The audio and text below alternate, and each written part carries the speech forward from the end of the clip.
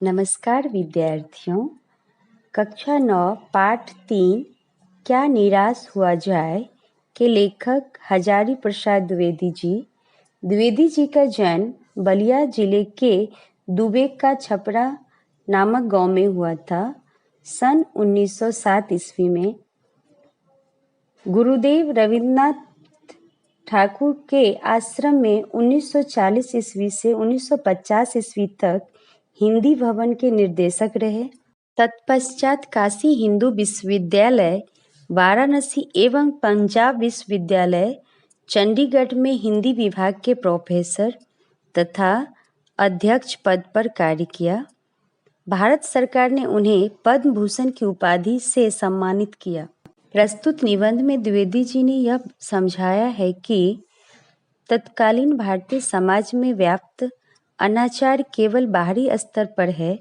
वास्तव में आज भी लोगों में मानवीय मूल्यों के प्रति आस्था कायम है। हमें निराश नहीं होना चाहिए, अपितु हमें जीवन के प्रति आस्थावान बने रहना चाहिए। द्विवेदी जी लिखते हैं, मेरा मन कभी कभी बैठ जाता है। समाचार पत्र में ठगी, डकैती, चोरी, तस्करी और भ्रष्टाचार के समाचार भरे रहते हैं। आरोप प्रत्यारोप का कुछ ऐसा वातावरण बन गया है कि लगता है देश में कोई ईमानदार आदमी ही नहीं रह गया है। हर व्यक्ति संदेह की दृष्टि से देखा जा रहा है। जो जितने ही ऊंचे पद पर हैं, उनमें उतने ही अधिक दोष दिखाए जाते हैं। क्या यही भारतवर्ष है जिसका सपना तिलक और गांधी ने देखा था? रविन्द्रनाथ ठाकुर और मदन मोहन मालवीय का महान संस्कृत सभ्य भारतवर्ष किसी अतीत के गह्वर में डूब गया है। आर्य और द्रविड़, हिंदू और मुसलमान, यूरोपीय और भारतीय आदर्शों की मिलन भूमि महामानव समुद्र क्या सूख ही गया? मेरा मन कहता है ऐसा हो नहीं सकता। हमारे महान मनीषियों के सपनों का भारत है और रहेगा। यह सही है कि इन दिनों कुछ ऐसा माहौल बन गया है कि ईमानदारी से मेहनत करके जीविका चलाने वाले निरीह और भोले भाले श्रमजीवी पिस रहे हैं और झूठ तथा फरेब का रोजगार करने वाले फल फूल रहे हैं। ईमानदार को मूर्खता का पर्याय समझा जाने लगा है। सच्चाई केवल भीरू और बेबस लोगों के हिस्से पड़ी है। उसे देखकर हताश हो जाना ठीक नहीं है। भारतवर्ष ने कभी भी भौतिक वस्तुओं के संग्रह को बहुत अधिक महत्व नहीं दिया है। उसकी दृष्टि से मनुष्य के भीतर जो महान आंतरिक तत्व स्थिर भाव से बैठा हुआ है, वही चरम और परम है। लोभ, मोह, काम, क्रोध आदि विकार मनुष्य में स्वाभाविक रूप से विद्यमान रहते हैं, पर उन्हें प्रधान शक्ति मान लेना और अपने मन तथा बुद्धि को उन्हीं के इशारे पर छोड़ देना बहुत निकृष्ट आचरण है। भारतवर्ष ने कभी भी उन्हें उचित नहीं माना। उन्हें सदा संयम के बंधन से बांधकर रखने का प्रयत्न किया है। भारतवर्ष सदा कानून को धर्म के रूप में देखता आ रहा है।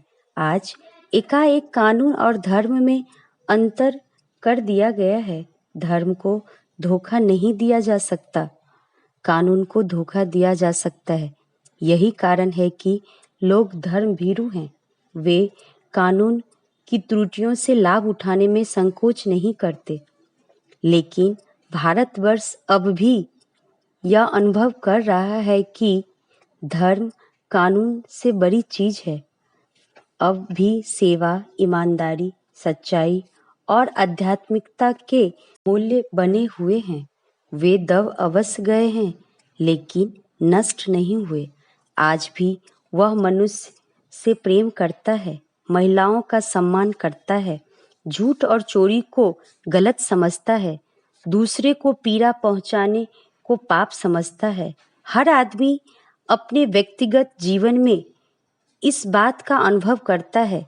समाचार पत्रों में जो भ्रष्टाचार के प्रति इतना आक्रोश है, वह यही साबित करता है कि हम ऐसी चीज़ों को गलत समझते हैं और समाज से उन तत्वों की प्रतिष्ठा कम करना चाहते हैं जो गलत तरीके से धन या मान संग्रह करते हैं। बेदी जी अपने जीवन की एक वास्तविक घटना के बारे में बताते हैं।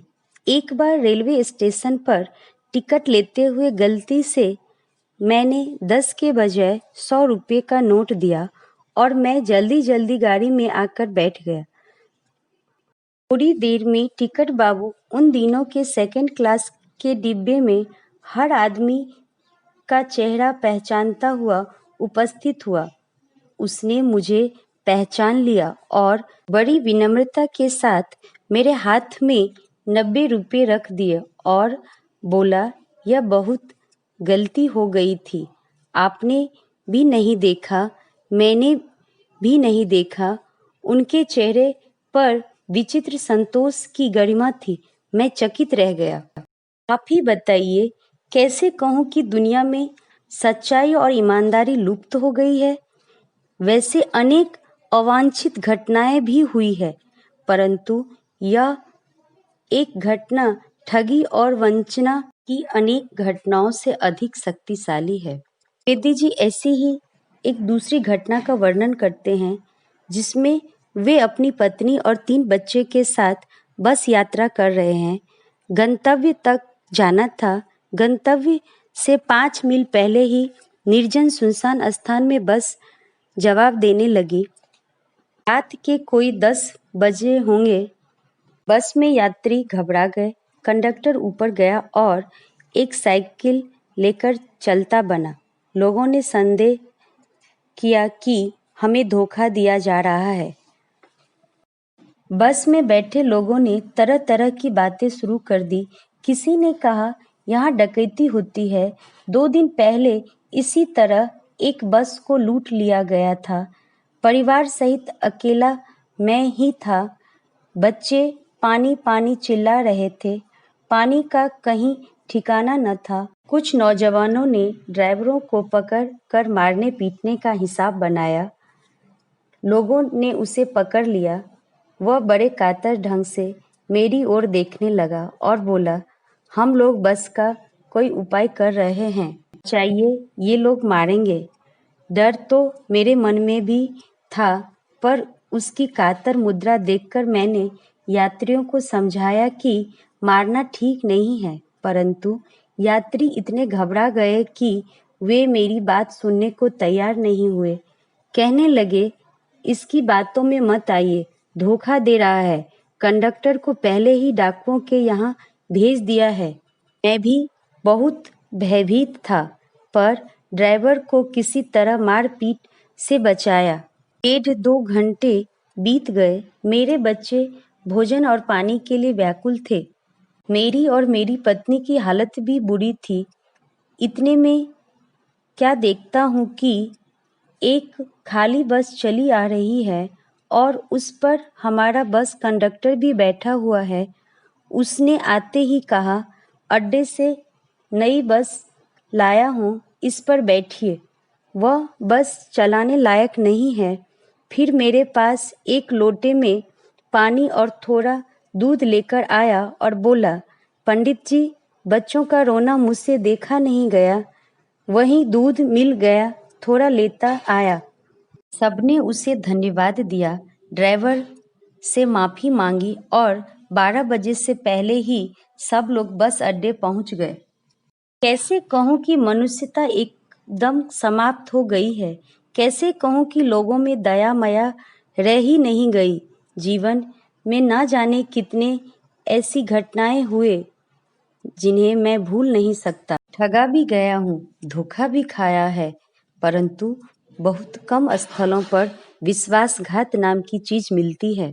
केवल उन्हीं बातों का हिसाब रखो जिनमें धोखा खाया है, तो जीवन कष्टकर हो जाएगा। परंतु ऐसी घटनाएं भी बहुत कम नहीं हैं जब लोगों ने अकारण सहायता की है, निराश मन को ढाढ़स दिया है और हिम्मत बंधाई है।